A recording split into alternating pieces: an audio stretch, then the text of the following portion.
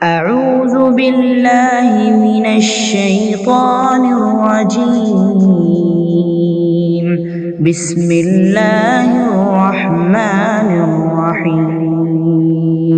السلام علیکم ورحمۃ اللہ وبرکاتہ۔ ان الحمد للہ نحمده ونستعینه ونستغفره ونعوذ باللہ من شرور انفسنا ومن سیئات اعمالنا من يهده الله فلا مضل له ومن يضلل فلا هادي له وأشهد أن لا إله إلا الله وحده لا شريك له وأشهد أن محمدا عبده ورسوله وبعد فإن خير الحديث كتاب الله وخير الهدي هدي محمد صلى الله عليه وسلم وشر الأمور محدثاتها وكل محدثة بدعة وكل بدعة ضلالة وفي رواية وكل ضلالة في النار. فأعوذ بالله السميع العليم من الشيطان الرجيم. يا أيها الذين آمنوا كتب عليكم الصيام كما كتب على الذين من قبلكم لعلكم تتقون. صدق اللہ العظیم. تمام قسم کی تعریفیں، وہ بڑائی، وہ توصیف، وہ تمجید، وہ تحلیل اللہ رب العالمین کے لیے ہے، جو ہمارا حقیقی مالک، حقیقی خالق، حقیقی مدبر ہے۔ لاکھوں کروڑوں درود و سلام ہو محمد الرسول اللہ صلی اللہ علیہ وسلم پر، جنہیں اللہ تعالیٰ نے سارے کائنات کے لیے رحمت، ہدایت بنا کر بھیجا، اور درود و سلام ہو صحابہ کی اس مقدس جماعت پر جنہیں اللہ تعالیٰ نے آپ صلی اللہ علیہ وسلم کے راستے میں چلنے کی توفیق بخشی، اور جن کے ذریعے سے ساری دنیا میں اسلام کا بول بالا ہوا۔ اور سلام و ہر وہ فرد پر جس نے اسلام کو اپنا طریقہ مانا، جس نے توحید کو اپنا راستہ مانا، جس نے سنت کو اپنا وتیرہ مانا، اور سلام ہو ہر وہ فرد پر جس نے اس دنیا کی زندگی کو ایک حیج سمجھا اور آخرت کی زندگی کو حقیقی زندگی مانا۔ اور میں اللہ رب العزت کی بارگاہ میں دعا کرتا ہوں کہ اللہ تعالیٰ جس طرح ہمیں اس مبارک مجلس میں جمع کیا ہے، اسی طرح ہمیں جنت الفردوس میں جمع کریں، آمین یا رب العالمین۔ اللہ رب العزت کی بارگاہ میں ہم تمام ہزارہ، لاکھا، کروڑہ اگر سجدے کرے تو بھی کم ہے، کیونکہ اللہ سبحانہ و تعالیٰ نے ہمیں اللہ اکبر، اللہ اکبر، اللہ اکبر دوبارہ رمضان کا مبارک مہینہ حاصل کرنے کی توفیق بخشی۔ جتنے بھی لوگ، جتنی بھی خوشیاں ان کے دل میں ہوتی ہیں، یاد رکھ لیجئے ان خوشیوں میں سب سے زیادہ، سب سے بڑھتر، سب سے اعلیٰ ان ایام میں یہ خوشی ہونی چاہیے، ان دنوں یہ خوشی ہونی چاہیے کہ ہمیں اللہ نے رمضان کا مہینہ حاصل کرنے کی توفیق بخشی۔ اگر کسی کو یہ اچانک کہا گیا کہ بھائی آپ کے اکاؤنٹ میں 10 کروڑ کسی نے ڈال دیے، اگر کسی سے کہا گیا کہ آپ کو دنیا کی اتنی دولت اچانک سے مل گئی، اگر کسی سے کہا گیا کہ آپ کے پرانے مسائل اچانک سے حل ہو گئے، اگر کسی سے کہا گیا کہ تمہاری زمانے کی بیماری اچانک سے ختم ہو گئی، تو اس آدمی کے دل میں جتنی خوشی ہوتی ہے اس سے کئی درجے زیادہ خوشی اس پر ہونی چاہیے کہ ہمیں رمضان کا مہینہ حاصل ہو گیا۔ یہ واقعی بہت بڑی خوشی ہے، یہ ایسی خوشی ہے جو بندے کے دل میں ایمان کی جو چنگاری ہے اس چنگاری کو للکارتی ہے۔ کسی نے بڑا ہی خوب کہا اور بڑا ہی بہتر کہا کہ امت مسلمہ کے اندر ایمان ہے یا نہیں ہے، اس کے اندر دین کا وہ ولولہ، وہ جوش، وہ دین سے محبت ہے یا نہیں ہے، یہ جانچنے کے لیے، اسے ٹیسٹ کرنے کے لیے، جیسے قدیم زمانے میں، پرانے زمانے میں اگر کوئی آدمی اچانک بے ہوش ہو گیا، بیماری کی وجہ سے اچانک گر پڑ گیا، تو اس وقت کے ڈاکٹرز کرتے یہ تھے کہ ایک کانچ کا ٹکڑا لاتے اور اس کے ناک کے نیچے رکھتے، یہ دیکھنے کے لیے کہ اس کے جسم میں زندگی کی رمق دمق باقی ہے کہ نہیں ہے، یہ زندہ ہے کہ مر گیا ہے۔ پرانے زمانے میں ایک کانچ کے ٹکڑے سے اطباء ڈاکٹر ٹیسٹ کیا کرتے تھے۔ تو اہل علم نے کہا یہ کانچ کا ٹکڑا ہماری اس امت کے لیے یہی رمضان کا مہینہ ہے۔ اگر رمضان کا مہینہ آیا اور مومنین خوش ہوئے، نمازیں پڑھنے کا، اللہ کے یہاں روزے رکھنے کا، اور اس کے بعد خیرات کمانے کا وہ جو جذبہ ہے اگر بہت زیادہ بڑھ جائے، خوشی اسے ملے، تو جان لے کہ اس امت کے اندر خیر ہے۔ اور واقعی جیسے ہی رمضان کا مہینہ شروع ہوتا ہے، مومنین جس انداز سے چاند دیکھنے کے لیے بیتاب ہوتے ہیں اور تراویح کے لیے جو بیتاب ہوتے ہیں، روزے رکھنے کی جو تیاری کرتے ہیں، اسے دیکھنے کے بعد ہم یقینی طور پر کہہ سکتے ہیں کہ آج بھی ہماری امت کے اندر، آج بھی ہماری اس امت میں ایسے نیک نفوس باقی ہیں، ایسے نیک دل باقی ہیں جن سے بہت بڑی امید کی جا سکتی ہے، جن سے بہت زیادہ لگاؤ لگایا جا سکتا ہے، اس بنا پر کہ ان کے ذریعے سے اللہ کے دین کا کچھ نہ کچھ کام تو ہوگا ضرور۔ آپ تمام حضرات کے لیے مبارک بادیاں ہیں، خوش خبریاں ہیں کہ آج ہم رمضان کی پہلی رات میں بیٹھ کر اور بہترین عمل کر رہے ہیں۔ یہ جاننا بہت ہی اشد ضروری ہے کہ رمضان کی راتوں میں جو آپ 1 گھنٹہ 1.5 گھنٹہ جو دین کی بات سننے کے لیے اور جس جوش و ولولے کے ساتھ، جس خواہش کے ساتھ آپ ان مجالس میں آتے ہیں، یاد رکھ لیجئے یہ کوئی معمولی چیز نہیں ہے، یہ کوئی معمولی عمل نہیں ہے۔ آپ نماز پڑھتے ہیں، تراویح پڑھتے ہیں، روزہ رکھتے ہیں، ان میں آپ نیکی کماتے ہیں، لیکن جب دین کی بات سننے کے لیے آتے ہیں تو یاد رکھ لیجئے تمام نفل عبادتوں میں چوٹی کی عبادت دین کی باتیں سننا ہے، دین کی باتیں سیکھنا ہے۔ یہ جو باتیں سن کر آپ اپنے ایمان کو جو منور کرتے ہیں، آپ اپنے جذبے کو جو 4 چاند لگاتے ہیں، یاد رکھ لیجئے یہ جذبہ جنت کے لیے بہت ہی اشد ضروری ہے۔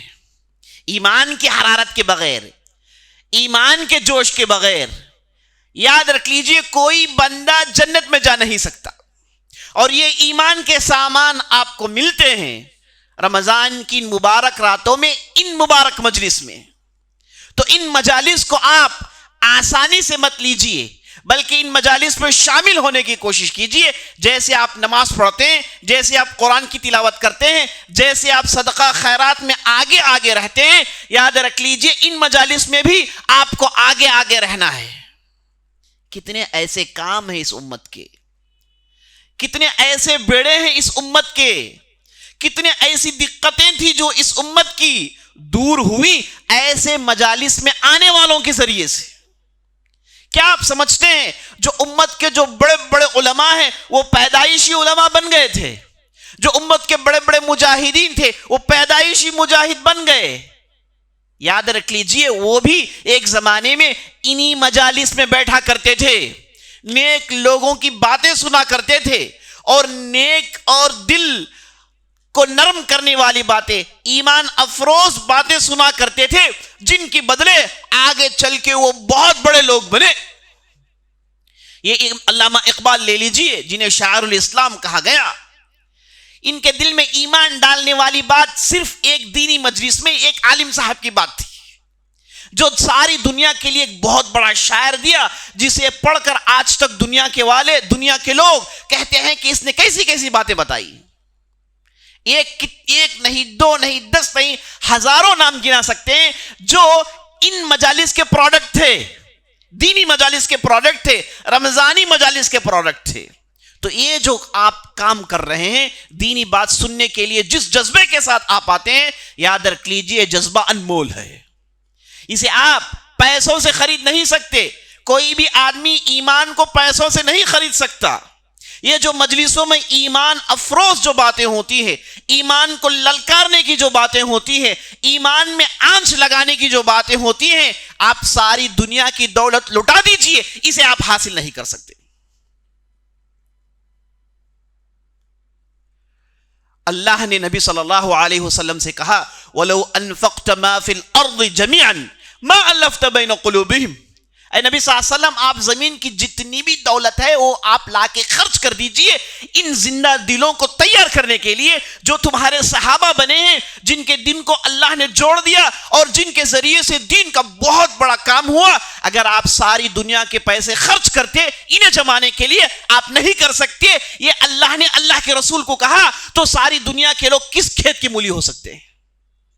آپ صلی اللہ علیہ وسلم سے اللہ کہتا ہے کہ دنیا کی دولت ایسے نیک لوگوں کو جمع نہیں کر سکتی، یہ صرف اللہ ہی کر سکتا ہے۔ تو آپ اس مجلس میں آئے ہیں، اس ایمانی جذبے کے ساتھ آئے ہیں، اس یقین کے ساتھ آئے ہیں کہ اللہ سبحانہ و تعالی ہمیں دین سکھائے گا اور ہمارے ذریعے سے دین کی کچھ خدمت ہوگی، ہمارے اولاد نیک صالح بنیں گے اور دشمنان اسلام کے سامنے سینہ چیر کر، سینہ ٹھونک کر کہیں گے کہ ہم مسلمان ہیں اور اسلام پر اگر آنچ آئے تو ہم ساری دنیا کو جلا ڈالیں گے، اسلام پر آنچ آنے نہیں دیں گے۔ عزیز ساتھیو، ان مجالس کو آپ آسان مت لیجئے، ان مجالس کو آپ بڑی اہمیت کی نظر سے دیکھیے۔ آج تو یہ یوٹیوب کا فتنہ ایسا آیا کہ مجالس کی برکتیں ختم ہو گئی، مجالس کی رونقیں ختم ہو گئی۔ ہاں، میں اس کا انکار نہیں کرتا کہ اس سے بہت سارے فائدے ہیں، اسے لوگ سنتے ہیں، فائدہ اٹھاتے ہیں، لیکن یاد رکھ لیں مجلسوں میں آنے والی باتیں، مجلس میں جو برکتیں ملتی ہیں، مجلس میں جو فائدے ہوتے ہیں، جب مومنین مل بیٹھتے ہیں تو کتنی اچھی باتیں ہوتی ہیں اور کیسے دین کی خدمت ہوتی ہے۔ یاد رکھ لیجئے یہ آپ گھر میں بیٹھ کر بستر میں لیٹ کر یوٹیوب میں آپ پروگرام چلا کے یہ نہیں کر سکتے، آپ یہ نہیں کر سکتے۔ اللہ کے رسول صلی اللہ علیہ وسلم نے صاف کہا ہے، اگر کوئی آدمی اپنے گھر سے نکلتا ہے، قدم ڈال ڈال کر دینی مجلس کے پاس پہنچتا ہے، وہاں دین کی بات سنتا ہے، واپس جاتا ہے، اس کے ہر قدم پر ایک نیکی لکھی جاتی ہے اور ایک گناہ اس کے معاف ہوتے ہیں اور اس کے درجات بلند کیے جاتے ہیں۔ یہ آپ گھر بیٹھ کے سننے میں نہیں ملنے والا ہے۔ مجتمع قوم فی بیت من بیوت اللہ یتلون کتاب اللہ ویتدارسون بینہم الا نزلت علیہم السکینہ وحفتہم الملائکہ وغشیتہم الرحمہ۔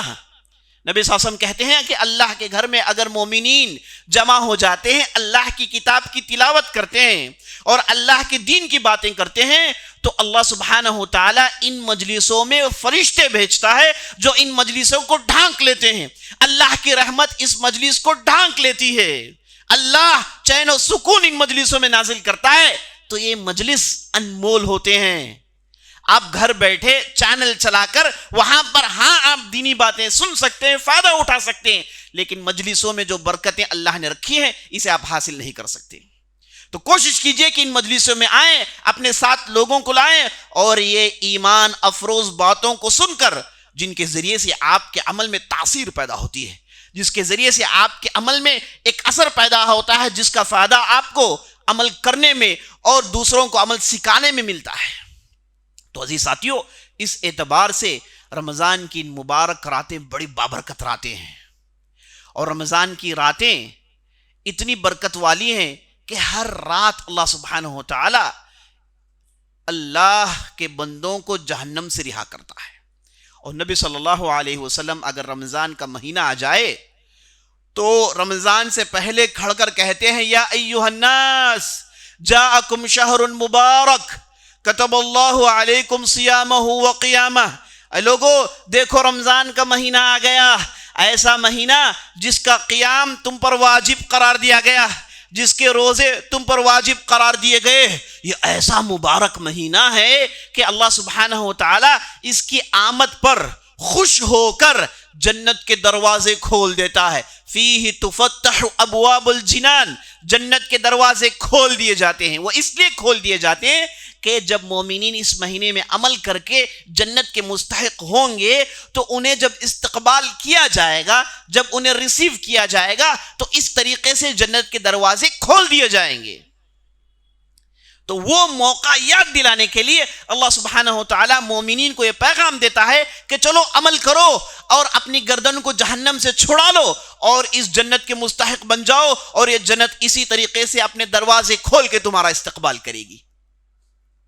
اس کے بعد نبی صلی اللہ علیہ وسلم کہتے ہیں وَتُغْلَقُ فِيهِ النِّيرَانِ، یہ ایسا مہینہ ہے جس میں جہنم کو بند کر دیا جاتا ہے، جہنم کے دروازے بند کر دیے جاتے ہیں. وہ اس لیے یہ اشارہ اس طرف ہے کہ جب مومنین اس مہینے میں عمل کریں گے، اپنا ماتھا رگڑیں گے، روئیں گے، بل بلائیں گے، دل کو نرم کریں گے، تو ایسے اعمال کرنے کی وجہ سے ان کا نفس اتنا پاک ہو جائے گا کہ اس کے بعد جہنم میں ڈالنے کی انہیں کوئی ضرورت نہیں پڑے گی. دامن بالکل پاک ہو جائے گا. گناہ ان کے اگر پورے معاف کر دیے گئے تو جب کوئی بندہ اس کے کھاتے میں گناہ معاف کر دیے جاتے ہیں تو یہ آدمی جہنم جاتا نہیں ہے. تو جہنم کی کوئی ضرورت نہیں ہے، اس کے دروازوں کو بند کرنا چاہیے. اس لیے رمضان کی آمد پر یہ دروازوں کو بند کر دیا جاتا ہے. وَفِيهِ تُغَلُّ الشَّيَاطِينَ مَرَدَةُ الشَّيَاطِينَ، ایک روایت میں آیا ہے کہ یہ مہینہ آنے کے ساتھ ساتھ شیاطین کو اللہ سبحانہ و تعالی جھگڑ دیتا ہے. شیاطین مومنین پر تسلط جما نہیں سکتے. مومنین کے اندر جو ایمان کا جوش بڑھتا ہے اس جوش کے سامنے شیاطین اپنے کرشمے نہیں دکھا سکتے، اپنے کرتوت نہیں دکھا سکتے. وہ خاموشی سے مومنین کے سامنے ہتھیار ڈال دیتے ہیں. کیا آپ نہیں دیکھتے کہ ایک انسان چاہے جتنا بھی گرا گزرا ہو، روزہ رکھتا ہے، اکیلا بھی ہو تو کھاتا نہیں ہے. چاہے کہ جتنا بھی گرا ہو، مسلمان ہو، رمضان آئے تو اس کے دل میں ایک جذبہ پیدا ہوتا ہے کہ وہ اب ایک امید ہے کہ توبہ کرے گا. یہ ایک چنگاری ہے کہ اس کے ذریعے سے اللہ کے ہاں بخشش حاصل کر لے گا. یہ ایک جذبہ ہے کہ وہ نماز پڑھ لے گا. چاہے گرا سے گرا آدمی ہو، بدترین سے بدترین آدمی ہو، اس کے دل میں بھی یہ چنگاری جلنا شروع ہوتی ہے. یاد رکھ لیجئے وہ اسی مہینے کی برکت کی وجہ سے ہے. اور اس مبارک مہینے میں ایک ایسی رات ہے جس میں اللہ اکبر 1000 سال کی عبادت کے برابر ہوتی ہے، اور جس میں اللہ سبحانہ و تعالی کئی لوگوں کو جہنم سے چھٹکارا دلاتا ہے. ایسا مبارک مہینہ ہے. آپ صلی اللہ علیہ وسلم پوری خوشی کے ساتھ پوری امت کو یہ پیغام دیا کرتے تھے. وہ اس لیے عزیز ساتھی، وہ اس لیے رمضان کا لب لباب کیا ہے، رمضان کا نچوڑ کیا ہے، کیوں رمضان کا مہینہ آتا ہے، وہ آپ سے چاہتا کیا ہے. اللہ نے قرآن میں ارشاد فرمایا کہ ہم نے تم پر روزے فرض قرار دیے، اس لیے فرض قرار دیے تاکہ تمہارے اندر جو تقوی کا میکانزم ہے وہ سٹرونگ ہو جائے. اور تم رمضان میں جب حلال چیزوں کو چھوڑنے کی عادت پڑ جاتی ہے تو غیر رمضان میں تو تم سے صرف حرام چھوڑنے کو کہا جاتا ہے. کیوں نہیں چھوڑیں گے؟ چھوڑنے کا جو ملک اندر پیدا ہو جاتا ہے. اللہ اکبر. تو یہ رمضان کا مہینہ، اس کا لب و لباب جہاں تقوی پختہ کرنا ہے وہاں اس کا لب لباب نبی صلی اللہ علیہ وسلم نے مائی عائشہ سے بتایا ہے. مائی عائشہ پوچھتی ہیں یا رسول اللہ، آپ بار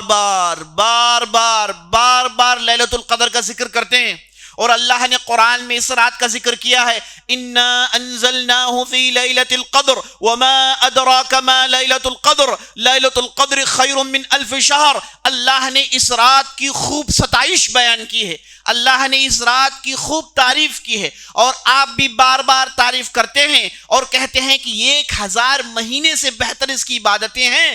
تو یا رسول اللہ اگر یہ رات مجھے مل جائے تو میں کیا مانگوں؟ سوال بڑا بھولا تھا، سوال بڑا بھولا تھا کہ میں کیا مانگوں، بتا دیجئے نا کیا مانگوں، کیونکہ مانگنے کی چیزیں تو بہت ہیں، مانگنے کی چیزیں بہت ہیں. کیا مانگے کیا نہیں مانگے، کیا پتا کہ مانگنے والی چیزیں ہمارے لیے فائدہ مند ہے کہ نقصان دہ ہیں. ہم اس عمر میں کہتے ہیں کہ اللہ مجھے وہ چاہیے، لیکن چند سالوں کے بعد ہم خود کہیں گے اگر وہ چیزیں مجھے مل جاتی تو میں کب کا برباد ہو جاتا. تو کون سی چیزیں جس میں ہمارے لیے خیر ہے، جس میں ہمارے لیے حسنات ہیں، اور کون سی چیزیں جس میں ہمارے لیے سیئات ہیں، اے اللہ ہم نہیں جانتے. تو اس لیے مائی عائشہ ایسے ایکتا ہے کہ انہوں نے بہت غور کیا، بہت سوچا، اعمال پر نظر ڈالا اور برائیوں کو دیکھا. تو آپ صلی اللہ علیہ وسلم سے انہوں نے ایک لائن کا سوال پوچھ لیا کہ اللہ کے رسول کریں کیا، بتائیے نا، کریں کیا، آپ سیدھے سیدھے پوائنٹ بتا دیجئے. تو نبی صلی اللہ علیہ وسلم نے ایک ہی لائن میں جواب دیا، کہا یہ کہو اللہم انک عفو تحب العفو فاعف عنی، اے اللہ تو سراپا معاف کرنے والا ہے، اے اللہ تو معاف کرنا پسند کرتا ہے. اللہ اکبر. یہ دیکھیے رحمت الہی، دیکھیے تمہارے اور ہمارے اللہ کی رحمت، دیکھیے کہ وہ معاف کرنا چاہتا ہے. اللہ اکبر. ایسا رب العالمین، ایسا خالق کائنات جس نے یہ ساتوں آسمانوں کو بنایا ہے، جس کی طاقت انسان کے عقل میں داخل نہیں ہو سکتی. انسان دیکھ دیکھ کر تھک گیا ہے، اسے سمجھ میں نہیں آتا کہ یہ میسیو پاور کہاں سے آیا ہے. یہ دنیا یہ تو کنکر کے برابر ہے، اس کی کوئی حیثیت نہیں. اس میں جو انسان رہتے ہیں ان کی بھی کوئی حیثیت نہیں. اور ایسے انسانوں کے لیے اتنی رحمت، اتنی شفقت کہ نبی صلی اللہ علیہ وسلم کہتے ہیں کہ تمہارا رب 70 ماؤں سے زیادہ تم سے چاہتا ہے. اللہ اکبر. 70 ماں جتنی محبت کرتی ہیں ان سے کئی درجے زیادہ اللہ آپ سے کرتا ہے. بھیڑ بھاڑ سے نہیں، ہر فرد سے کرتا ہے. جتنے بھی لوگ ادھر بیٹھے ہیں، ہر فرد سے اللہ سبحانہ وتعالی جتنی ماں آپ سے محبت کرتی ہے آپ کی، اس سے 70 گنا زیادہ آپ کا رب تمہیں چاہتا ہے. اللہ اکبر. اس رب کی رحمت دیکھیے، بے انتہا رحمت کو دیکھیے. اللہ اکبر. کیا کچھ نہیں کرتا بندہ، ہے نا.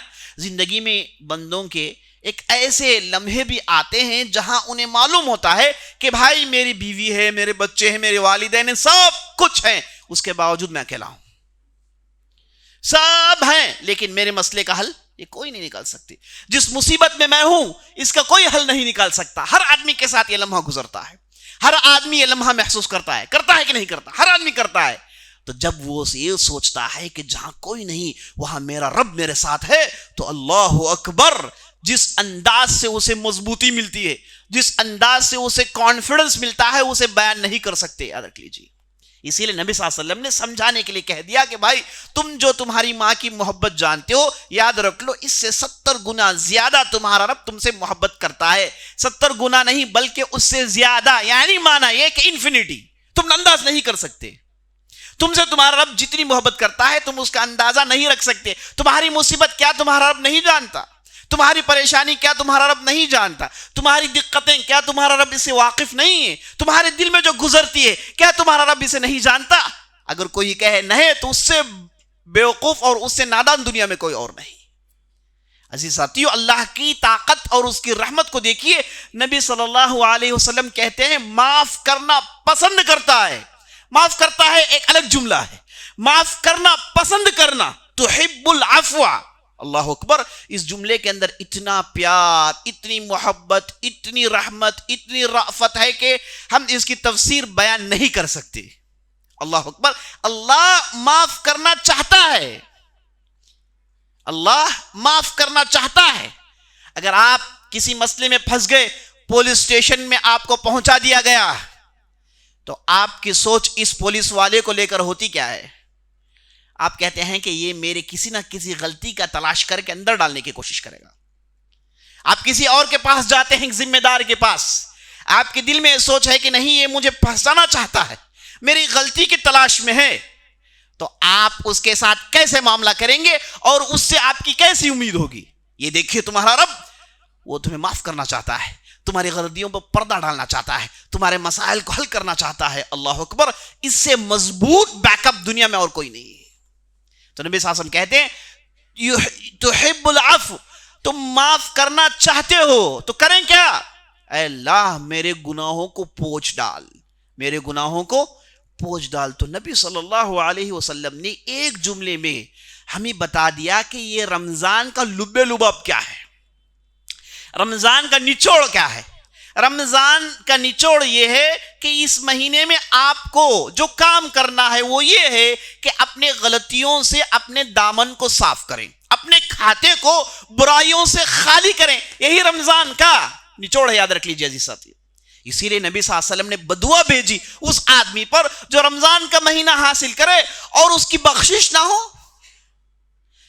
یہ رب جو اعلان کرتا ہے کہ معاف کرنے کے لیے تیار ہے، اعلان کرتا ہے کہ رمضان میں تمہیں 70 گنا، 100 گنا، 100 گنا بڑھ چڑھا کر اجر دیا جائے گا. اس میں آپ مانگیے، اللہ مانگنے کے لیے تیار ہے. اس میں اس کی راتوں میں لوگوں کو جہنم سے چھٹکارا ملتا ہے.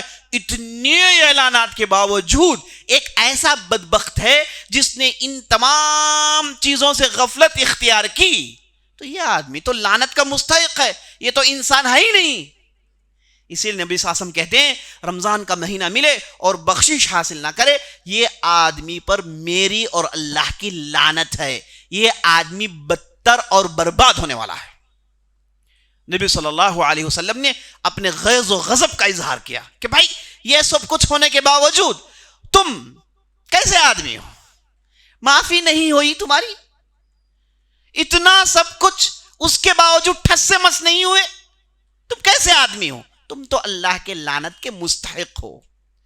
تو نبی صلی اللہ علیہ وسلم نے یہ بتا دیا کہ بھائی اس رمضان میں، رمضان کا جو مہینہ ہے اس میں جتنی بھی کوشش ہوتی ہے وہ پوری کوشش یہ ہے کہ آپ کے کھاتے سے برائیوں کو ختم کر دیا جائے. وہ کیوں برائیاں اتنی ڈینجر ہیں کہ آپ کو اللہ کی رحمت، اللہ کی برکت، اللہ کی جو ہے رافت، اللہ کی محبت سب دکھا کے کہا جاتا ہے کہ بھائی تم جہنم سے بچنا چاہتے ہو تو یہ برائیوں سے بچ جاؤ، کیونکہ اللہ سبحانہ و تعالی برائیوں کو پسند نہیں کرتا. اللہ گناہ، جسے عربی میں اثم، ذنب، حوب، معصیہ جو بھی کہتے ہیں، اسے اللہ پسند نہیں کرتا. اس کی ایک مثال میں آپ کے سامنے رکھتا ہوں. دیکھیے آدم علیہ السلام کو اللہ نے اپنے ہاتھوں سے بنایا.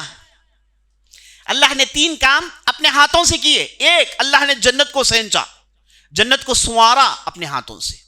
نمبر 2، اللہ نے تورات کو اپنے ہاتھوں سے لکھ کر دیا. اور نمبر تین اللہ نے آدم کے سٹرکچر کو اپنے ہاتھوں سے بنایا. یہ جو آدم کا آپ چہرہ دیکھتے ہیں اس کی پوری انجینئرنگ اللہ نے اپنے ہاتھوں سے کی ہے. یا ابلیس ما منعک ان تسجد لما خلقت بیدی، اللہ کہتا ہے کہ ابلیس تجھے کس چیز نے روک لیا کہ تو اس ذات کے سامنے سجدہ کرنے سے انکار کرتا ہے جسے میں نے میرے ہاتھوں سے بنایا.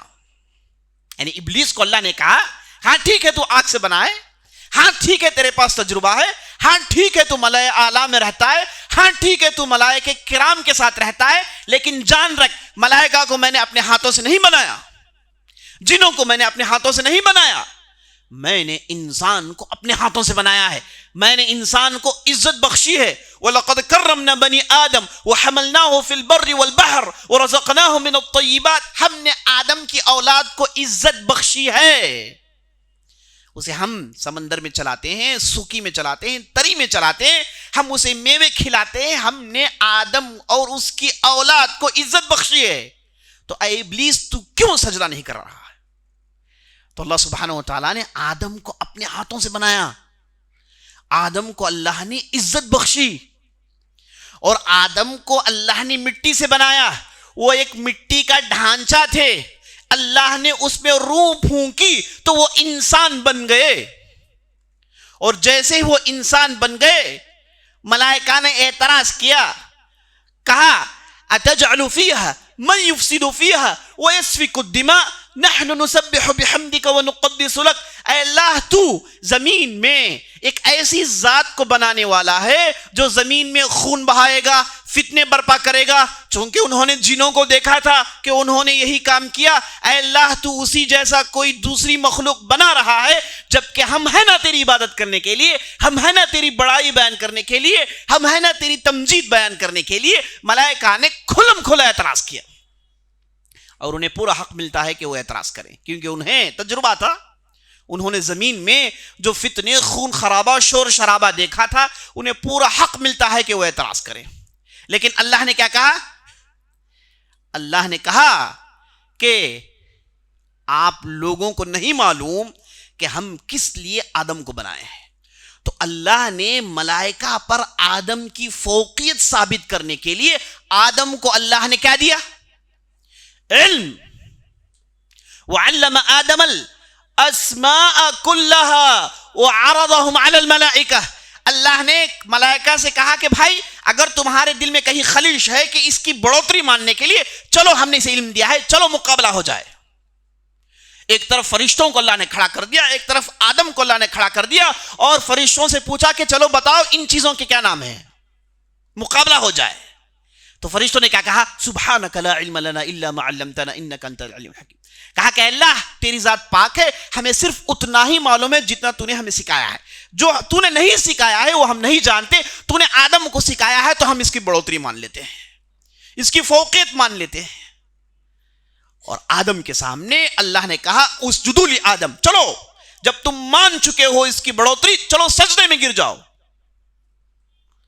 ابھی پیدا ہوا مٹی کا ڈھانچہ جس میں اللہ نے اپنی روح ماری، پھونکی اور اسے علم دیا، اور فوراً پورے ملائکہ سے کہتا ہے کہ سجدے میں گر جاؤ، اور سب سجدے میں گر جاتے ہیں.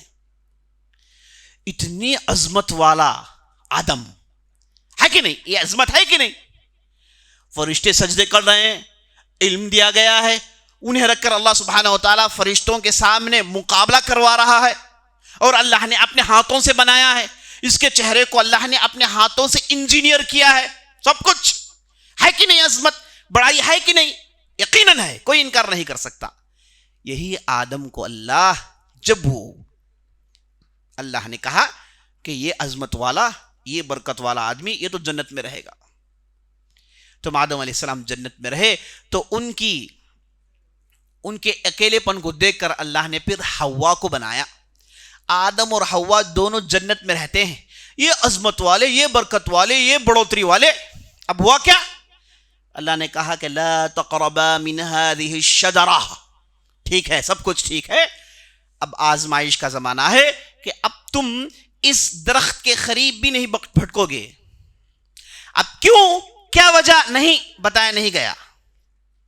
سب کچھ ہے، ٹھیک ہے، یہ درخت کے قریب نہیں جاؤ گے. اب شیطان جو پہلے سے چیلنج کیے ہوئے بیٹھا ہوا ہے، پہلے سے کھار کھا کے بیٹھا ہوا ہے کہ آدم کو کہاں کہاں اسے اٹیک کیا جائے، کیسے اسے نرغے میں پھنسایا جائے. تو شیطان نے پھر ادھر کام کیا، آدم کو بہکایا، حوا کو بہکایا. شیطان صرف بہکاتا ہے، برائی کرواتا نہیں. شیطان آپ کے ہاتھ پکڑ کے مجبور کر کے شراب نہیں پلاتا، نعوذ باللہ، زنا نہیں کراتا، نعوذ باللہ، دوسرے برائیاں نہیں کرواتا ہے، وہ تو صرف دعوت دیتا ہے. جیسے شیطان اپنی تقریر میں کہتا ہے دعوتہم فاستجبتم لی، میں نے تو تمہیں بلایا تھا، تم آئے تھے، تم دوڑ کر آئے تھے، میں نے چمکایا تو تم پھسل گئے، میں نے پھسلایا تو تم گر گئے، میں نے بلایا تو تم مر پڑے، یہ تو تم تھے جو تم آئے تھے. تو آدم نے حوا اور شیطان نے آدم اور حوا کو بہکایا اور ان سے اس درخت کے پھل کو کھلوایا.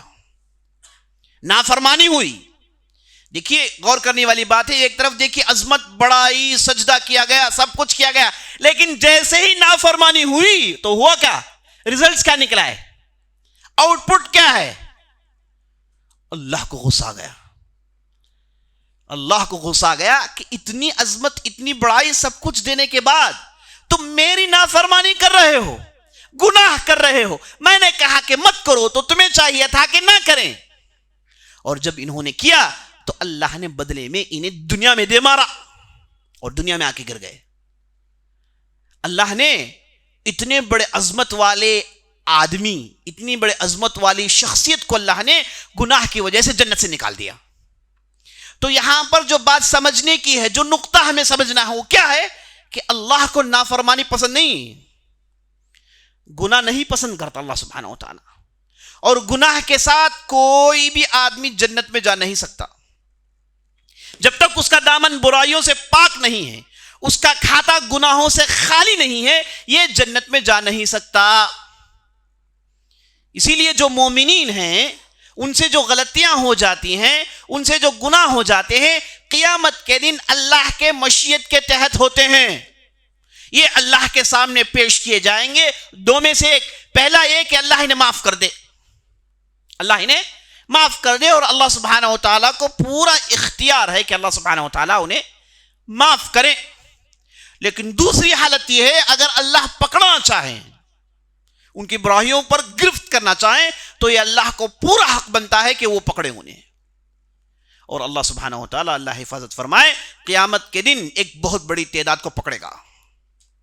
قیامت کے دن ایک بہت بڑی تعداد کو پکڑے گا. اسی لیے تو اس حدیث میں کہا گیا ہے 70,000 لوگ ہوں گے جو بغیر حساب کتاب کے جائیں گے. یہ تعداد جو لمٹ کیا گیا ہے وہ اس لیے کہ انلمیٹڈ لوگ پکڑے جائیں گے. اللہ حفاظت فرمائے. اللہ سے دعا کرنا چاہیے کہ اللہ ہمیں بغیر حساب کتاب کے جنت میں ڈالے.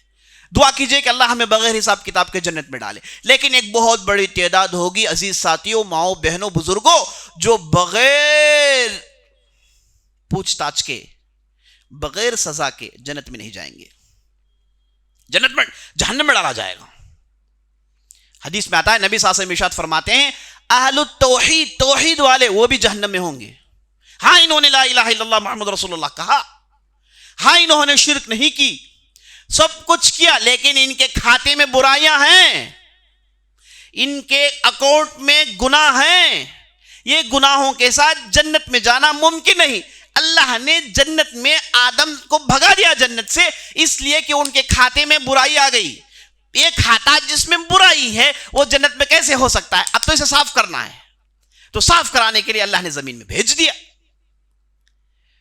تو جو لوگ توحید کے دعوے دار ہوں گے، ان کے پاس ایمان ہوگا، انہیں بھی جہنم میں بھیجا جائے گا اور جہنم میں انہیں پیسا جائے گا. اور جب جہنم کی بات آتی ہے تو اللہ نے قرآن میں ارشاد فرمایا، وَسَاءَتْ مَصِيرًا، وہ بہت ہی بری ٹھکانہ ہے، بہت ہی بری جگہ ہے. اللہ کہتا ہے بہت ہی بری جگہ ہے. جب اللہ کہتا ہے تو کہتا ہے، جب اللہ کہتا ہے تو اس کا معنی ہے کہ بہت ہی بری بلا ہے. اس کے بارے میں، اس کے قریب جانا بھی انتہائی دشوار والی چیز ہے. اسی لیے جب جہنم کو لایا جائے گا تو انبیاء علیہ السلام کہیں گے، نفسی نفسی، اے اللہ آج ہم بچ جائیں تو کافی ہے، آج ہم بچ جائیں تو کافی ہے. ہاں ہماری امتیں ہیں، کسی کی ذمہ داری لینے کی آج طاقت نہیں ہے، نہیں ہو سکتا کسی کی ذمہ داری لینا. آج ہم بچ گئے تو کافی ہے. یہ کب کہیں گے؟ جب وہ جہنم کو دیکھیں گے. جہنم جب اللہ نے کہا بری بلا ہے تو واقعی بری بلا ہے. تو جو نیک لوگ ہیں ان کی برائیوں کی وجہ سے انہیں جہنم میں ڈالا جائے گا. اللہ سے دعا کیجیے کہ اللہ ہمیں جہنم سے کوسوں میل دور رکھے. آمین یا رب العالمین. وہ جہنم میں جائیں گے اور جہنم میں جھلسائے جائیں گے، عذاب جھیلیں گے، اور جب ان کی چمڑیاں جل جائیں گی تو نئی چمڑیاں دی جائیں گی. جب وہ موت کے قریب آئیں گے تو زندگی دوبارہ دی جائے گی، اور عذاب پر عذاب، عذاب پر عذاب. 1 سال نہیں، 2 سال نہیں. آپ کو معلوم ہونا چاہیے آخرت کا ایک دن دنیا کے 50,000 سال کے برابر ہے. اور کیا چاہیے؟ بس آخرت کا ایک دن دنیا کے 50,000 سال کے برابر ہے. ایک دن آخرت کا. اللہ حفاظت فرمائے. تو نیک توحید والے بھی جہنم میں پھینکے جائیں گے اور عذاب جھیلیں گے، عذاب جھیلیں گے. جب جل کر جھلس کر کالے ہو جائیں گے، جب ان کی پوری گناہ ختم ہو جائیں گے، تو اس کے بعد انہیں لایا جائے گا، آب حیات پلایا جائے گا. دوبارہ توانائیاں، دوبارہ طاقتیں آئیں گی، دوبارہ چہرے میں رونق آئے گا. انہیں اللہ سبحانہ و تعالیٰ اٹھا کے جنت میں ڈالے گا. لیکن پہلے جہنم تو جائیں گے. اللہ حفاظت فرمائے. تو اللہ سبحانہ و تعالیٰ برائیوں کو، گناہوں کو اپنے پاس رکھنا پسند نہیں کرتا. اللہ سبحانہ و تعالیٰ گناہ کی وجہ سے، ہم جانتے ہیں شرک تمام گناہوں کی ماں ہے کہ نہیں؟ وَمَن يُشْرِكْ بِاللَّهِ فَقَدْ حَرَّمَ اللَّهُ عَلَيْهِ الْجَنَّةَ وَمَأْوَاهُ النَّارُ. جس کسی نے شرک کیا، اللہ نے اس پر جہنم کو حرام قرار دیا اور یہ ہمیشہ جہنم میں رہیں گے. یہ اللہ کا اعلان ہے، اللہ کا ڈیسیژن ہے کہ یہ جہنم میں ہمیشہ کے لیے رہیں گے شرک کرنے والے. وہ کیوں؟ وہ اس لیے، شرک کا معنی کیا ہے؟ اللہ کی عبادت میں کسی اور کو شامل کر لینا، یہی شرک ہے. اللہ شرک کو تمام گناہوں کی ماں مانتا ہے اور یہ جنت میں اس کے ساتھ لوگ جا نہیں سکتے. لیکن یہ جو برائیاں ہیں جسے اللہ پسند نہیں کرتا، اس میں بھی عزیز ساتھیوں، ماؤں بہنوں، برائی میں شرک کی بو آتی ہے. اللہ برائیاں، گناہ، معاصی کو اس لیے پسند نہیں کرتا، اس میں شرک کی بو آتی ہے. وہ کیسے؟ وہ اس لیے کہ جب آدمی برائی کرتا ہے تھوڑی دیر کے لیے اپنی نفس کی پرستش کرتا ہے. وَمِنَ النَّاسِ مَن يَتَّخِذُ إِلَٰهَهُ هَوَاهُ. اللہ قرآن میں کہتا ہے کہ لوگوں میں بعض ایسے ہیں جو اپنے نفس کو خدا مانتے ہیں، اگرچہ کہ چند لمحوں کے لیے کیوں نہ ہو. جب آدمی برائی کرتا ہے نعوذ باللہ، وہ چند لمحے کے لیے نہیں، چند سیکنڈز کے لیے کیوں نہ ہو، وہ اپنے نفس کی عبادت کرتا ہے. یہ شرک ہوا کہ نہیں ہوا؟ جو شرک ہے جس میں آدمی شرک کو صحیح سمجھ کر کرتا ہے، شرک کو عبادت سمجھ کر کرتا ہے، اس لیے یہ آدمی تو بالکل آؤٹ آف کنٹسٹ ہے. لیکن نیک آدمی، اللہ سے ڈرنے والا آدمی، چند لمحوں کے لیے، چند گھنٹوں کے لیے وہ اپنی نفس کی پرستش کر دیتا ہے، تو یہ اللہ کو پسند نہیں ہے کہ تو نے یہاں پر وہ کام کیا جس میں مشرک کام کرتا ہے، اس میں شرک کی بو آتی ہے. تو اس لیے اللہ سبحانہ و تعالیٰ نے برائی کرنے والوں کو پسند نہیں کیا. برائی کے ساتھ جنت میں آدمی جا نہیں سکتا، اور اس لیے اللہ نے دنیا میں برائیوں سے اپنے آپ کو صاف کرنے کے لیے ڈھیر سارے راستے اللہ نے کھولے ہیں. آپ نیکی کیجئے، آپ کے گناہ جھڑ جاتے ہیں. نبی صلی اللہ علیہ وسلم نے بڑے پیارے انداز سے کہا کہ اگر کوئی آدمی وضو کرتا ہے، وضو کا پانی جو اس کے جسم سے گرتا ہے، اس کے ساتھ ساتھ اس کے چھوٹے گناہ گرتے جاتے ہیں، اس کے گناہ کے کھاتے کم ہوتے جاتے ہیں. ان الحسنات یذھبن السیئات، یہ نیکیاں جو ہے نا برائیوں کو بھگاتی ہیں. اتبع الحسنۃ السیئہ تمحوها، اے آدمی اگر تجھ سے کوئی برائی ہو جائے تو نیکی کر لے، یہ نیکی برائی کو بھگا دیتی ہے. تو اللہ نے دنیا میں برائیوں سے بچنے کے لیے ڈھیر سارے راستے کھولتا ہے. اگر کوئی بندہ نیکی کماتا نہیں، جس کے ذریعے سے وہ برائیوں کو دھوتا نہیں، تو اللہ اسے اتنی پریشانیاں دیتا ہے، اتنی تکلیفیں دیتا ہے کہ جس کے ذریعے سے اس کے گناہ ہی معاف ہو جاتے ہیں. اسی لیے مومن کو، اللہ پر ایمان رکھنے والے کو اگر مصیبت آئے، وہ بھی اس کے لیے ایک رحمت ہوتی ہے، کیونکہ یہ جو مصیبت ہے نا اس کے برائیوں کو دھو ڈالتی ہے، اس کے جو ہے گناہوں کو ختم کر دیتی ہیں، اس کا کھاتا برائیوں کا ختم ہوتے جاتا ہے. اسی لیے نبی صلی اللہ علیہ وسلم حدیث میں ارشاد فرمایا عجبا لامر المؤمن، یہ مومن کا معاملہ تو بڑا تعجب کا ہے.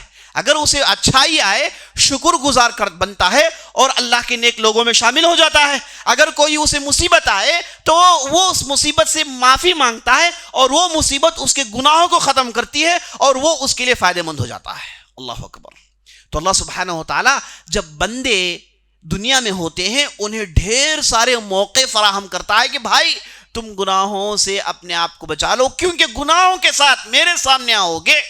ہمارے ہاں قانون ہے کہ گناہ کا ٹھکانہ جہنم ہوتا ہے، برائیاں یہ جہنم میں ہی جلتی ہیں، جنت برائیوں کو صاف نہیں کرتی. جیسے تنور لوہے کو پگھلا سکتی ہے، ویسے آپ کے آئس کے سل نہیں پگھلا سکتے، ہے کہ نہیں؟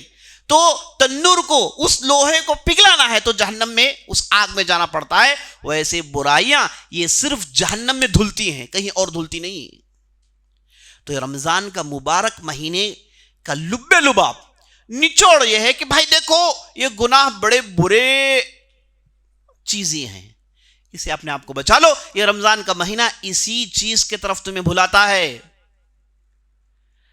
اب برائیوں سے کیسے بچے، برائیوں سے کیسے توبہ کریں، میں آپ کو چند نسخے بتا کے اپنی بات ختم کرتا ہوں. پہلا نسخہ، اگر آپ چاہتے ہیں کہ آپ کے کھاتے سے برائیاں ختم ہو جائیں، زبردست آپ کے لیے دوا، وہ یہ ہے کہ آپ اپنے غلطیوں کا اللہ کے سامنے اعتراف کریں. سبحان اللہ، یہ ایسا نسخہ ہے، اسے اگر دنیا کا بدترین سے بدترین معصیت کرنے والا، بدترین سے بدترین گنہگار بھی کر لے، اللہ معاف کر دیتا ہے اسے. آپ صرف اعتراف کریں کہ اللہ یہ غلطی مجھ سے ہو گئی، بس یہ غلطی مجھ سے ہو گئی بس. یونس علیہ السلام پھنس گئے تھے مچھلی کے پیٹ میں، اور انہوں نے کیا کہا؟ سبحانک لا الہ الا انت سبحانک انی کنت من الظالمین، اے اللہ تیرے علاوہ کوئی معبود برحق نہیں، تو پاک ہے، یہ غلطی تو میری ہے، یہ غلطی تو میری ہے۔ اللہ نے فوراً معاف کر دیا۔ آدم علیہ السلام نے درخت کے پھل کو کھا لیا، غلطی ہو گئی، دنیا میں پھینک دیے گئے، اور جیسے ہی دنیا میں گرے انہیں احساس ہوا تو کہا ربنا ظلمنا انفسنا وان لم تغفر لنا وترحمنا لنكونن من الخاسرین، اے اللہ ہم نے اپنے نفس پر ظلم کیا ہے، سیدھی سیدھی بات، غلطی ہم سے ہو گئی، لیکن اگر تو معاف نہیں کرے گا، تو ہم پر رحمت نہیں نچھاور کرے گا، تو ہم تو برباد ہو گئے، ہم تو برباد ہو گئے، وہ مسجد ملائکہ، وہ بڑا مرتبہ، وہ جنت کی زندگی سب ضائع ہے اگر تو معاف نہیں کرے گا۔ تو اللہ نے آدم کو معاف کیا، اللہ نے آدم کے ذریعے سے زمین میں نسل چلائے، اللہ نے آدم کو جنت کی گارنٹی دی، ان کے اولاد کو جنت کی گارنٹی دی۔ تو جب آدمی اپنی غلطیوں کا اعتراف کرتا ہے اللہ بہت پسند کرتا ہے۔ ایک صحابی تھے جن کا نام تھا کعب بن مالک، یہ وہ صحابی تھے جو جنگ تبوک کے موقع پر سب سہولتیں ہونے کے باوجود جنگ میں شامل نہیں ہوئے۔ جنگ تبوک کا ایک ایسا انوکھا واقعہ ہے جس میں نبی صلی اللہ علیہ وسلم نے کہا سب پر واجب ہے، سب نکل کر آئیں گے، کوئی نہیں بیٹھے گا گھر میں، سب نکلے گا، سب نکل کر آئے، بچے سے لے کر بوڑھے سے لے کر سب۔ صحابہ کی جماعت تھی، پہلے سے ان چیزوں کے لیے کوشاں ہوتے ہیں، اور جیسے حکم ہوا تو سب نکل پڑے۔ لیکن کعب بن مالک کا معاملہ یہ تھا کہ وہ نوجوان تھے، طاقت تھی، پیسے تھے، گھوڑے تھے، سواری تھی، لیکن ان کے دل میں تھوڑی دیر کے لیے آلسی پن آ گیا کہ کل کریں گے، پرسوں کریں گے، اسی میں پورا سفر چھوٹ جاتا ہے۔ اور جب نبی صلی اللہ علیہ وسلم واپس آئے تو منافقین گئے، جا کر انہوں نے جھوٹ بولا، اور نبی صلی اللہ علیہ وسلم نے ان کی جھوٹ کو سنا، کہا کہ ٹھیک ہے جاؤ مانتے ہیں۔ لیکن کعب بن مالک جب اس مقام پر پہنچتے ہیں تو انہوں نے دیکھا کہ بھائی جھوٹ بولوں، اور میں شاعر آدمی ہوں، زبان چلانا مجھ سے بہتر کوئی نہیں جانتا ہے، کیسے میں میری غلطی کو جسٹیفائی کر سکتا ہوں، ساری دنیا جانتی ہے، میں شعر پڑھوں گا نبی صلی اللہ علیہ وسلم مان لیں گے۔ کہتے ہیں میرے لیے عین ممکن تھا کہ میں بتا دیتا کہ بھائی میں بزی تھا، فلاں فلاں کام تھے، فلاں فلاں کام تھے، لیکن ایک لمحے کے لیے ان کے دل میں بات آتی ہے کہ میں مومن ہوں اور یہ اللہ کے رسول ہیں، ان ہم دونوں کے بیچ میں جو ہوتا ہے کوئی نہیں جانتا سوا اللہ کے۔ اور اللہ سبحانہ و تعالیٰ اگر نبی صلی اللہ علیہ وسلم کو وحی کے ذریعے سے بتا دے جو عین ممکن ہے، تو میں میرے چہرے کو کس مٹھی میں دھساؤں گا۔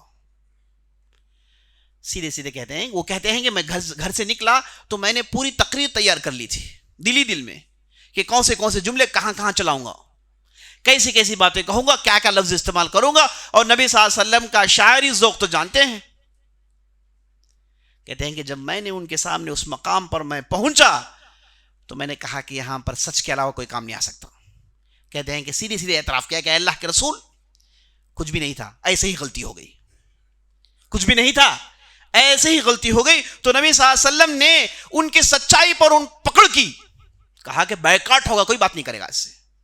ابھی آئے اور جھوٹ بول کر جھوٹ کے پہاڑیوں کو انہوں نے سٹ دیا۔ آپ صلی اللہ علیہ وسلم نے کہا کہ چلو بھائی کوئی معاملہ نہیں، ایک نہیں دو نہیں 70 کی تعداد آئی، سب جھوٹے تھے منافقین، سب کے جھوٹوں کو مانتے ہیں۔ نبی صلی اللہ علیہ وسلم نے کچھ باس پرس نہیں کیا، کہا کہ ٹھیک ہے چلو بھائی۔ لیکن کعب بن مالک آئے، سچ کہا، تو آپ صلی اللہ علیہ وسلم نے 40 دن تک ان سے کوئی بات نہیں کی۔ اور کعب بن مالک اپنی دل کی تڑپ جو اس حدیث میں بیان کرتے ہیں وہ پڑھنے کی قابل ہے، زیادہ تفصیل میں جا نہیں سکتا میں۔ تو کعب بن مالک نے اعتراف کیا کہ بھائی غلطی ہو گئی، اور اللہ کو یہ بہت زیادہ پسند ہے۔ یاد رکھ لیجئے، اگر آپ کے دل کی گہرائی سے یہ اعتراف نکل آتا ہے کہ بھائی میری غلطی ہے، کیونکہ بندہ اپنے دل میں جسٹیفائی کرتا ہے کہ نہیں، بڑے بڑے گناہ کر دیتا ہے، کہتا ہے کہ بھائی ایسی بھی تو جائز ہے، ویسے بھی تو جائز ہے، ایسا بھی تو ہو سکتا ہے، ویسا بھی ہو سکتا ہے، لیکن دل کے کونے میں چبن ہوتی ہے کہ نہیں یہ میں اپنے آپ سے کہہ رہا ہوں، لیکن یہ تو حقیقت ہے، یہ تو حقیقت ہے۔ حقیقت وہ جانتا ہے اور اس کا رب جانتا ہے۔ جب آدمی اس حقیقت، اس چبن کو ڈیولپ کر کے سامنے لا کے کہتا ہے کہ اللہ یہی حقیقت یہی ہے کہ مجھ سے غلطی ہو گئی، اس کے بعد دیکھیے اس کے پورے معاملات حل، اس کے بعد اس کے پورے معاملات حل۔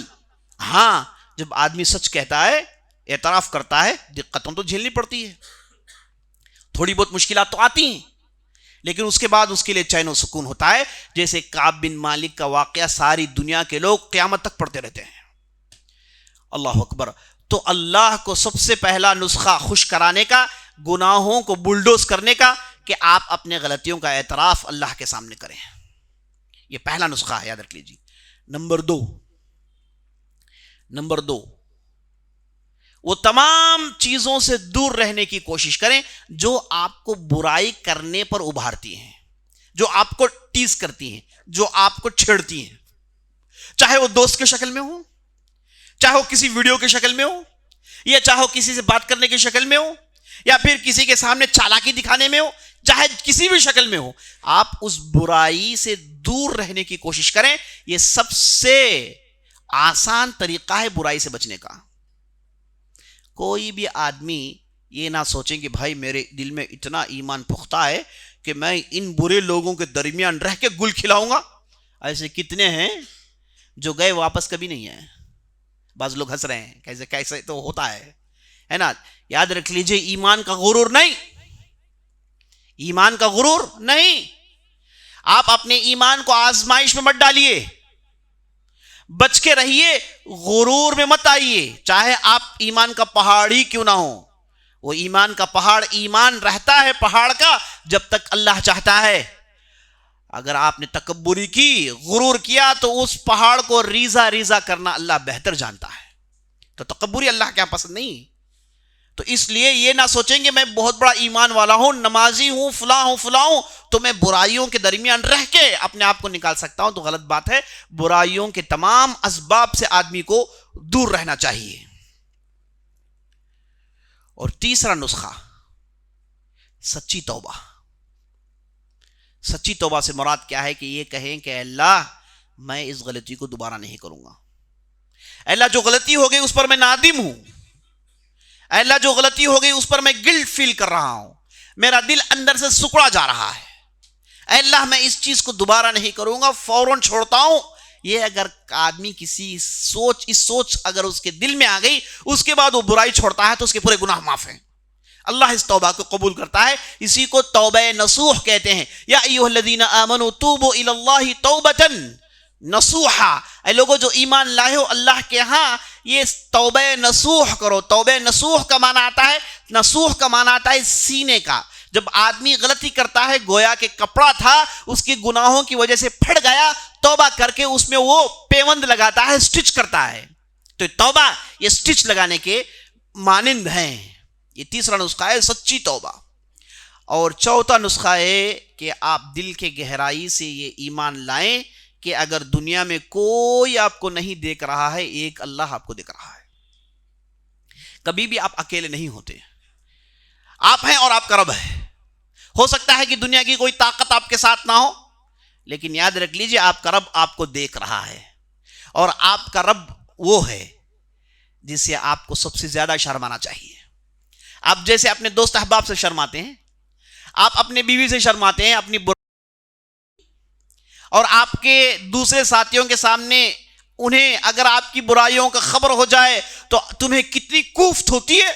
یاد رکھ لیجیے اللہ سبحانہ و تعالی آپ کے تمام شرم کا زیادہ مستحق ہے کہ آپ اللہ سے شرمائیں. اللہ دیکھ رہا ہے، اور کیا چاہیے بس. یہ جو تمہارا خالق ہے، مالک ہے، رازق ہے، تمہیں کھلا رہا ہے، پلا رہا ہے، پال رہا ہے، پوس رہا ہے، تمہیں صحت مند رکھا ہوا ہے، بیماریوں سے دور رکھا ہوا ہے، یہ اللہ، اس کی تم نافرمانی کر رہے ہو، شرم نہیں آتا؟ اسی لیے اللہ کے رسول صلی اللہ علیہ وسلم نے ارشاد فرمایا اذا لم تستحی فاصنع ما شئت. اگر تمہیں شرم نہ آئے تو تم تو گئے کام سے. تم اب کوئی طاقت نہیں تمہارا، جو چاہے کرو. تمہیں شرم نہیں آتی تو اب کیا بتائیں تمہیں؟ جب تمہیں شرم نہیں آتی برائی کرنے سے، اب کیا بتائیں، کیا نصیحت کریں؟ تم تو ختم ہو گئے، تمہارا تو دل مردہ ہو گیا ہے. یہ معنی ہے اس حدیث کا. کافی بڑے زبردست معنی اس حدیث کے اندر. اذا لم تستحی فاصنع ما شئت. شرم نہیں آئے تو جو چاہے کرو، بس جاؤ. اللہ کے رسول کہتے ہیں شرم نہیں آئے تو کرو جو چاہے کرنا چاہے. جیسے کہ نبی صلی اللہ علیہ وسلم حدیث میں ارشاد فرمایا طاقت رکھتے ہوئے حج نہیں کرتے، جاؤ بھائی یہودی مرو، نصرانی مرو، ہم سے تمہارا کیا تعلق. مانا یہ کہ آپ صلی اللہ علیہ وسلم کافی غصے میں ہیں جب یہ کہہ رہے ہیں. آپ صلی اللہ علیہ وسلم کو غصہ آیا ہوا ہے، اس لیے کہتے ہیں کہ بھائی شرم نہیں آتی تو کیا کرنا چاہے کر لو۔ اور آخری نسخہ عزیز ساتھیوں، برائیوں سے بچنے کے لیے کہ آپ نیکیاں زیادہ کرو۔ ان الحسنات یذہبن السیئات، نیکیوں کے بعد برائی ہو گئی، اس کو نیکیاں کرتے جاؤ کرتے جاؤ، نمازیں زیادہ، صدقہ خیرات۔ اور صدقہ خیرات میں اتنی طاقت ہے کہ اللہ کے غصے کو ٹھنڈا کر دیتا ہے۔ الصدقۃ تطفئ غضب الرب، نبی صلی اللہ علیہ وسلم کہتے ہیں یہ جو صدقہ ہے اللہ کے راہ میں جو تم کرتے ہو، اللہ کے غصے کو ٹھنڈا کرتی ہے۔ صدقہ کرنے والے آدمی پر وہ صدقہ ایک سایہ بان کی طرح آخرت میں جب سورج جھلسا رہی ہوگی اس موقع پر یہ سایہ تمہارے سر کے اوپر ہوگا، تمہیں کوئی گرمی نہیں آ رہی ہوگی، تم اس سایہ تلے کھڑے ہوئے ہوگے۔ صدقہ اتنی بڑی طاقت والی چیز ہے، اللہ سبحانہ وتعالی کو ٹھنڈا کرنے کے لیے زبردست نسخہ ہے کہ آپ اللہ کے راہ میں خرچ کریں۔ اور رمضان کے مہینے سے بہتر کون سا مہینہ ہو سکتا ہے جس میں آپ خرچ کر سکتے ہیں؟ بلکہ یہ وہ مہینہ ہے جس میں آپ کے 11 مہینے کی کمائی اللہ کے راہ میں اٹھانا ہے، اور اللہ نے آپ کو پہلے ہی بتا دیا کہ اللہ کے راہ میں جب دیتے ہو وہ کم نہیں ہوتا۔ اللہ کے یہاں کیلکولیشن کیا ہے کہ اگر آپ نے اللہ کے راہ میں دیا وہ بڑھتا ہے، کیونکہ اللہ تمہاری ذمہ داری لے لیتا ہے کہ تم نے جو خرچ کیا یہ ہمارے ذمہ، ہم تمہیں دیں گے۔ اب تمہیں یہ فکر کرنا ہے کہ ہم کتنا دیں اور اس کے بدلے اللہ سے کتنا واپس لیں۔ دنیا میں ایسے ایسے مالدار عقل مند ہیں جو علل اعلان کہتے ہیں کہ میں اگر ایک مہینے میں 1 کروڑ خرچ کروں، دوسرے مہینے میں مجھے 3 کروڑ مل جاتے ہیں، یقینی طور پر میرا بینک بیلنس چیک کر لو آپ۔ یہ کہنے والے دنیا میں موجود ہیں کیونکہ انہیں اس کی لذت پڑ گئی۔ ہمیں کیا لذت پڑی ہے؟ ہمیں تو یہ لذت پڑی ہے کہ نہیں دے کے بچا بچا کے ہسپتال میں خرچ کیجیے، بڑی لذت پڑی ہوئی ہے۔ بچا بچا کے فلان جگہ ضائع کیجیے، فلان جگہ ضائع کیجیے، بچا کے اللہ کے راہ میں خرچ کیجیے۔ تو اس کے بعد دیکھیے آپ کے آل اولاد میں، آپ کی نسل میں، آپ کے دل میں کیسے کیسے اللہ کی نعمتیں نچھاور ہوتی ہیں۔ یہ میں نے آپ کے سامنے چند اہم نسخے بیان کیے ہیں جس کے ذریعے سے آپ اپنے دامن کو برائیوں سے بچا سکتے ہیں۔ یہ رمضان کی پہلی رات ہے، مبارک مہینہ شروع ہو رہا ہے، ایسے موقع پر ان باتوں کو آپ کے سامنے رکھنا یہ میرا واجب تھا، اس لیے میں نے آپ کے سامنے رکھ دیا، اور اللہ سے دعا کرتا ہوں کہ اللہ سبحانہ وتعالی ہماری بات میں تاثیر پیدا کریں اور ہمیں اس مہینے میں برائیوں سے، گناہوں کو اپنے کھاتوں سے ختم کرنے کی اللہ ہمیں توفیق بخشے، اور رمضان میں اس حالت سے رمضان سے باہر نکلے گویا کہ ہم ماں کے پیٹ سے نکلے ہوئے ہیں، ہمارے کھاتے میں کوئی برائی نہیں۔ اور اللہ سے میں دعا کرتا ہوں کہ اللہ سبحانہ وتعالی ہمارے بیٹھنے کو قبول فرمائے۔ اور جہاں تک رمضان کی راتوں کا ہمارا موضوع جو ٹاپک ہے، جو اکثر لوگ پوچھتے ہیں، آپ کے سامنے تو اعلان آ گیا ہے۔ ہم اس بار قرآن کو جوڑنے والے اور تاریخ کو جوڑنے والے ہیں۔ قرآن کو، تاریخ کو۔ بہت سارے لوگوں نے سمجھا ہے کہ انبیاء علیہ السلام کے قصے بیان کریں گے، نہیں، انبیاء علیہ السلام کے قصوں کا سلسلہ تو چل رہا ہے ہمارا، لیکن ہم قرآن کی تاریخ میں کیا بیان کرنے والے ہیں یہ سارا مہینہ میں مختصر آپ کے سامنے عرض کر دیتا ہوں۔ پہلے ہم یہ دیکھیں گے کہ قرآن ہے کیا۔ قرآن کا مہینہ ہے، یہ مہینہ جس میں قرآن نازل ہوا ہے، اس مہینے کی برکت قرآن کی وجہ سے ہے۔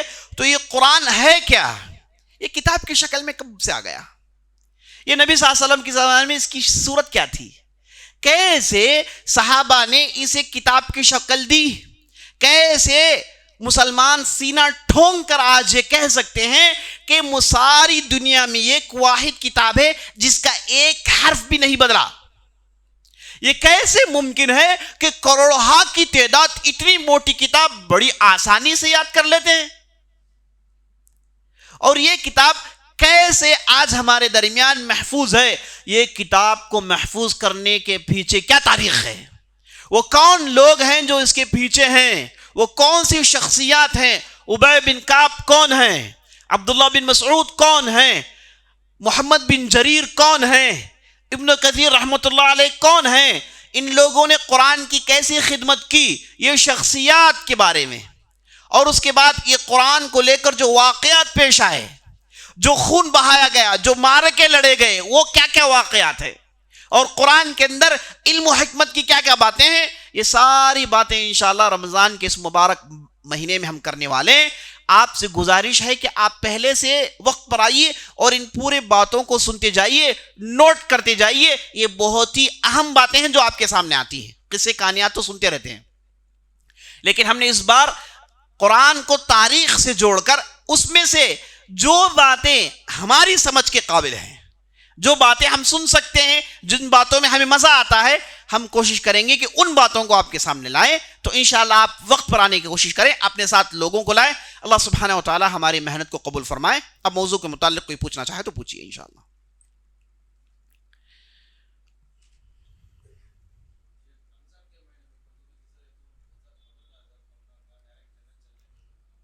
سوال کر رہے ہیں کہ اگر رمضان کے مہینے میں کوئی وفات پا جائیں، کیا وہ سیدھے جنت چلے جائیں گے اور کیا وہ قبر کے عذاب سے بچ جائیں گے؟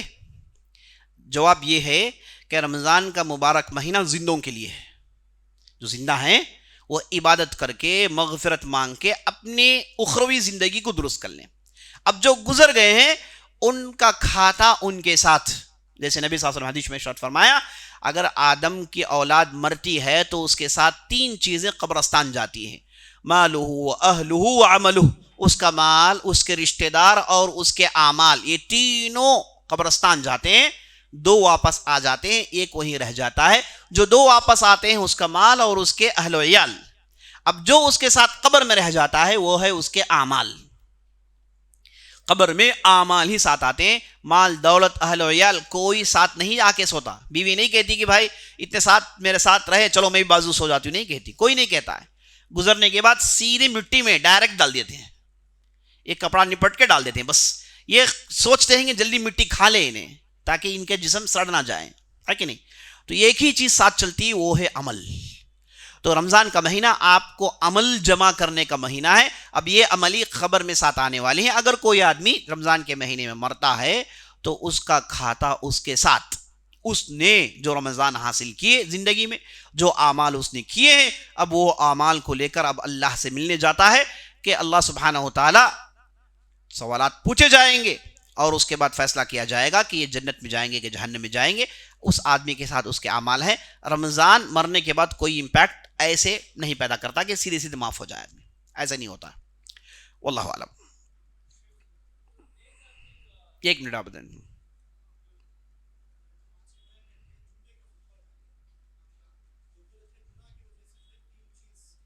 محرومی ہو جاتی ہے. سوال کر رہے ہیں کہ جب آدمی گناہ کرتا ہے تو اس کے غلط امپیکٹ یہ پڑتے ہیں کہ پہلا وہ آدمی علم سے محروم ہو جاتا ہے، پھر رزق سے محروم ہو جاتا ہے، پھر اس کے اختلافات شروع ہو جاتے ہیں. برائیوں کی وجہ سے لڑائی جھگڑے اختلافات، یہ جو بھی فرقہ پرستی دیکھتے ہیں اس کے پیچھے گناہوں کا بہت بڑا ہاتھ ہے. اسی طریقے سے مال میں برکت کا کم ہونا، مال میں برکت کا کم ہونا، نقصان ہونا، اور اسی کے ساتھ ہار ہونا. ہار، لڑائی میں ہار گئے، مقابلے میں ہار گئے، ہے نا. اسی طریقے سے معاملات کا نہیں چلنا، یہ سب برائیوں کی وجہ سے. اس کے اور بھی بہت ساری باتیں ہیں، جو باتیں یاد آئی میں نے آپ کے سامنے رکھ دی. واللہ اعلم. سوال کر رہے ہیں کہ نیک آدمی کی جسم کو کیا مٹی نہیں کھاتی؟ ضرور کھاتی ہے. وہ انبیاء علیہ السلام اور شہداء کے لیے ایک خاص مرتبہ ہے کہ اللہ سبحانہ و تعالیٰ نے مٹی پر ان کے جسموں کو حرام قرار دیا. انبیاء علیہ السلام اور شہداء ہے نا، جو اللہ کے راہ میں شہید ہیں، ان کے جسم کو مٹی نہیں کھاتی ہے. یہ ان کے لیے ایک مرتبہ ہے. ورنہ دوسرے جو نیکیاں لوگوں نے کی ہیں، دوسرے میدان کے جو نیکیاں کمائے ہوئے ہیں، تو ان کے جو جسموں کو مٹی کھاتی ہے. واللہ اعلم. سوال کر رہے ہیں کہ بعض لوگ کہتے ہیں کہ رمضان کے شروع کے 10 دن رحمت کے لیے، بیچ کے جو ہے برکت کے لیے، پھر آخری میں عتق من النیران. یہ جو تفریق ہے تین کا، یہ ضعیف حدیث میں اس کا ذکر آیا ہے. ورنہ رمضان کے شروع کے ایام، بیچ کے ایام، آخر ایام، ان 3 چیزوں کے لیے، رحمت کے لیے، برکت کے لیے، جہنم سے رہائی کے لیے، سب کے لیے ہیں. تو یہ جو شروع کے 10 دن جو تخصیص کرتے ہیں، اس کا ذکر ضعیف حدیث میں آیا ہے، وہ قابل عمل اور اعتبار نہیں ہے. واللہ اعلم. ٹھیک ہے، مجلس ختم کر لیتے ہیں انشاءاللہ. پھر کل آپ 10 بجے پہنچ جائیے. کئی ایک حضرات کو دیکھتا ہوں کہ وہ آخری میں کلائمیکس میں آ کے پتہ نہیں کیا سننا چاہتے ہیں. بہت ساری باتیں تو پہلے ہو جاتی ہیں، تو اور بہت ساری باتیں آخر میں آپ کو سمجھ میں بھی نہیں آتی. تو اس لیے آپ سے گزارش ہے کہ آپ پہلے آئیں، اور پہلے آپ کے آنے سے کہنے والے کو طاقت ملتی ہے. جب میں بیان کر رہا ہوتا ہوں آخر میں آتے ہیں تو میرے دل میں یہ بات چلتی رہتی ہے کہ اب آئے حضرت، اب یہ کیا سمجھ میں آئے گا انہیں، اتنی باتیں چلی گئی ہیں، اب یہ کیا سمجھیں گے، کس لیے بیٹھے ہیں یہ، ہاں چاہ تو نہیں ہے دوسرے کس کی چیز کے بیٹھے ہیں، یہ مجھے ذہن میں فکر آتی ہے. تو اس لیے مجھے آپ اس فکر میں مت ڈالیے، جلدی آ جائیے، ہے نا، جلدی آ جائیے تاکہ مجھے بھی بولنے میں جذبہ ہے. یاد آپ کو یہ بتا دیتا ہوں، بولنے والا آدمی اچھا اس وقت بولتا ہے جب اچھا سننے والے ہوتے ہیں، ہے کہ نہیں؟ بولنے والے کو جذبہ جوش اس وقت آتا ہے کہ اچھے سننے والے ہوں.